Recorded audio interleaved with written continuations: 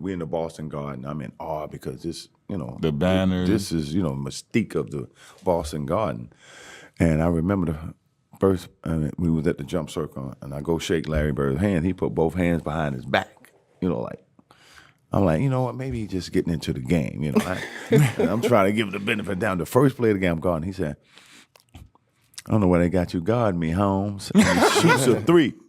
And I wasn't mad he made the three. I thought, this son of a bitch just called me Holmes. Oh, man, I was so mad. So I'm coming down the left side, and I go up in a fast break, and he comes out, and I'm pumping it behind my head, and he jumps. I said, I got him. Boom.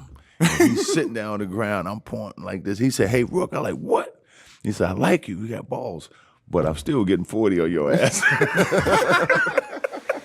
What was about 38, so I had to pay my dues. It was, no big deal. Because you played him over the years. Like, what was it about Bird that was so special? Because these guys see Luka and they be like, man, he's not the fastest. He don't jump the highest. Man, listen, I hate when they compare people to Larry. Yeah, Larry was a phenomenon. I ain't never seen anybody like him that not super athletic, but he beat you in so many ways. Yeah. So I remember Kevin McHale got 56. I forget who it was. And Larry said, I'm going to break your record against Atlanta. He said it publicly. I'm like, shit, no, not against us. Yeah. Crazy? He had 60 the next night. Damn. And he was so hot, he was shooting threes with his left. And I'm like, that was the game that everybody was just jumping off. Yeah, our bench was celebrating, and they didn't even talk about 40-something I had. They said, he had 60, bro.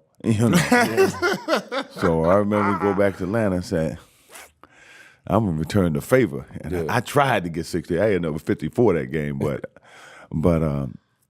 he was something else, man. And he's like, hey, 6'10". Great passer, great rebounder, unbelievable scorer. And just super smart basketball, but he had the heart of a lion, man. Yeah. And so when I hear people compare it to him, I laugh. I'm like, yeah, okay, Larry Bird was one of the biggest trash talkers in basketball, and a lot of people say, really, they thought it was Reggie or Charles. Larry Bird talked more trash on the basketball court than anybody I've ever played against, and he told me two things one game. Our rotations, double teaming Kevin McHale always had to rotate to the corner, and Larry Bird was the one shooting it. So he shot one, and I'm trying to block this shot, and he would just tell me, Scott, you're a little too late. A little too late. So we playing him in the last play. He says to James Worthy, he says, you guys don't have to worry about it. I'm going to go right over there that corner. He said, they're going to set a screen for me. We're taking the ball out. He said, I'm going to curl right over. And he's telling us to play. He's telling us to play before they even take it out. He said, I'm going to go right over to that corner, and I'm going to catch it, and I'm going to shoot it, and I'm going to tie the game or win the game, whatever the case may be. They take the ball out, and I think it was either Danny or DJ, the late, great DJ. Yeah. Take the ball out. The man curl right to the corner, caught the shot, shot a three, game over. It's like, are you effing kidding me? That's my Larry Bird story. Bird used to tell people, I remember he told me a story about Xavier McDaniel. He said, the X-Man, yeah. X, I'm going to get the ball right here. I'm going to shoot a jumper right in your face. And then he got the ball and shot it right in his face. Yeah. And Bird says to X, I told you I was going to do it. I like your accent. I like it. That's pretty good. But that was Larry. Larry would just, and he would say it in such a calm way that you didn't think it was trash talking, but it's trash talking. You're not going to tell me you're going to go over there and shoot the ball in my face. That's trash talking. But he would tell you before the play even started. He just come out and say, guys, you ain't got to worry. This is where the ball going. I'm going to catch it over here. And he would tell you to play and catch it over there and shoot it. I don't know how this is going to play with America, right? but let me just tell you what this dude told me one time, right? Now, our back line at one time, it was Kelly Tripucka, Bill Lambier, Kim Benson. 3 white dudes. 2 of them I ain't ever heard of. Okay. All right. So we walk out on the court, and he said, who guard me? And I said, well, hey, we both from Indiana. We talking stuff.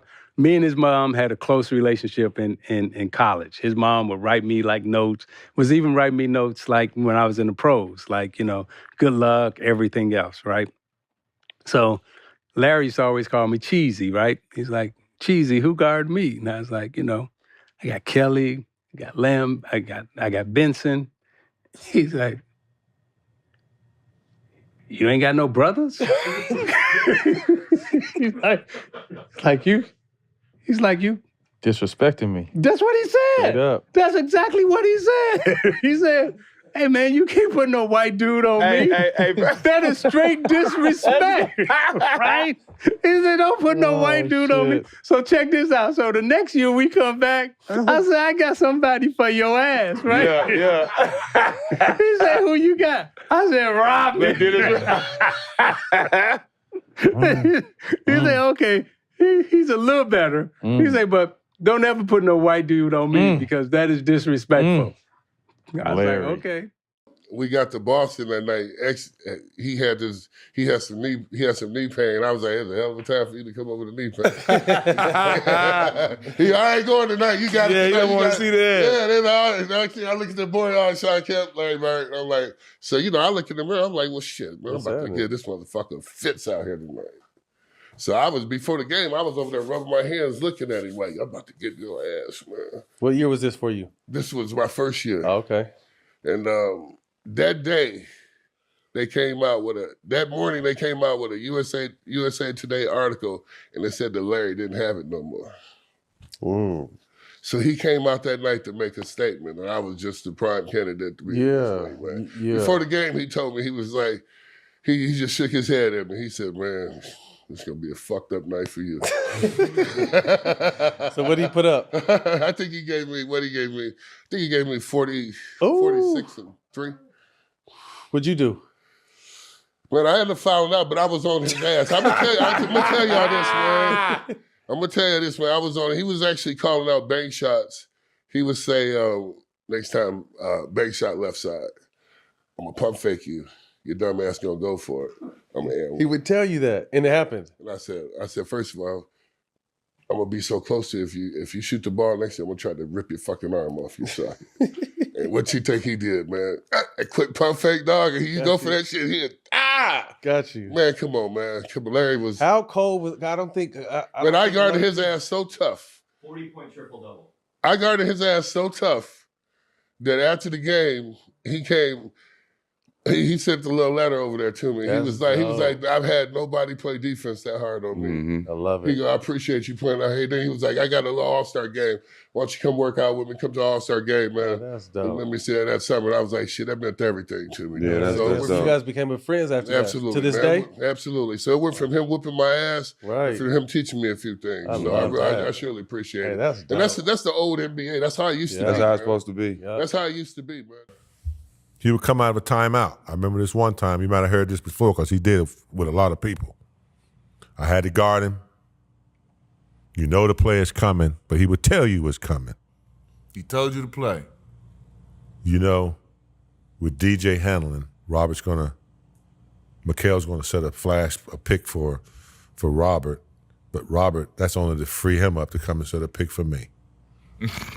And he says, if you trail, I'm gonna trail into the lane and shoot a little floater. And he said, if you fucking pop, he said, if you try to get over the top, he said, I'm gonna pop to that corner and bust a jumper in your fucking face.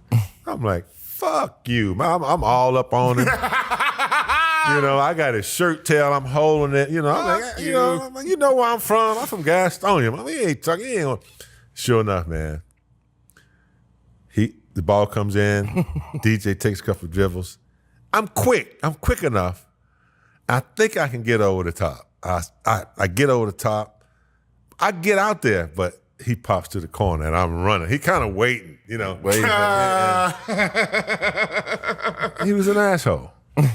But I would have to keep him, and I had to keep Doc off the break. He was one of my favorite players growing up. But running the lane. But when you got a 3-point shooter, Larry Bird used to, at the All-Star game for a few years, he would go into the locker room, and all the contestants would be over there. 3-point contest? All the 3-point contestants would be sitting in there about to go out.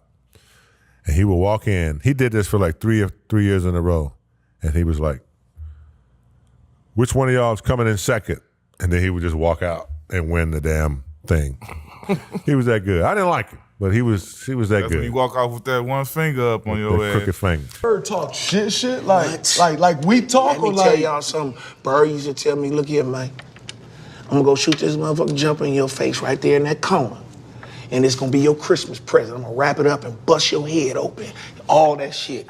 He was the coldest dude I ever seen with that shit, man. Everybody be talking about these greats. They don't be always mentioning him. He was the shit. Yeah. The shit, man. He'll give it to you any way he wanted to. Any way he wanted to. Larry Bird was cold. Cold dude, man. Real cold.